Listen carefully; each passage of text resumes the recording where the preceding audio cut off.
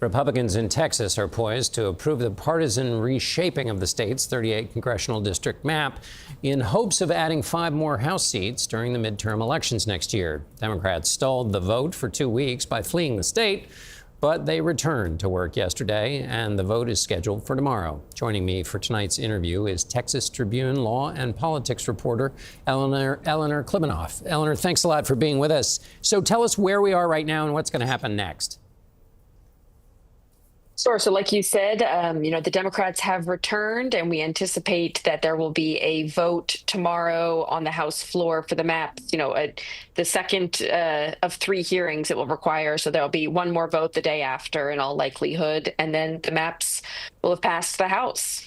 And this is not just about maps and court cases, or I guess what I'm asking is about maybe court cases to come. It's whether, every Texan's vote carries the same weight. If that gets adjudicated in the courts, how's that likely to play out?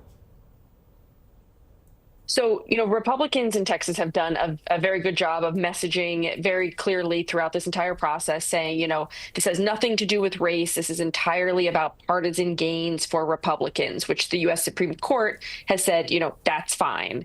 Now, many other people who have analyzed these maps are saying this looks like it could potentially face a legal challenge under the Voting Rights Act or a constitutional challenge. But the courts have moved pretty significantly to the right in Texas and nationally on this issue. So there will, in all likelihood, be a court challenge, but whether that will manage to block the maps is less certain than it would have been, 10, 15 years ago. And I just want to grab something you said quickly on that point.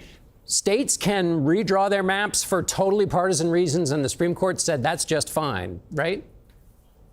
That's right. That was a 2019 decision basically saying, have at it. And this is, many people say, this is sort of where we've ended up as a result of that decision, is states sort of in this race to the bottom to beat each other in partisan gerrymandering. What do Texans feel about all this? There's been a lot of outcry from the public, really, terrific turnout at these hearings that they have had before the map was presented. A lot of people showing up in the middle of summer to testify against the maps. Whether or not that's moving beyond just the people who are politically involved is hard to say.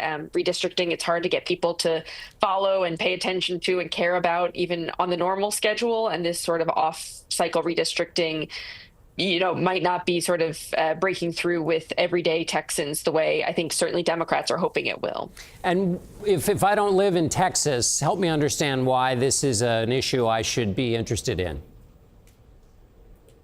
So the reason that President Trump wants these 5 additional seats out of Texas is to secure this majority in the House, this very narrow majority that they have going into the midterm elections, which is expected to be not a good election for President Trump or the Republicans, just because they are the party that holds the presidency.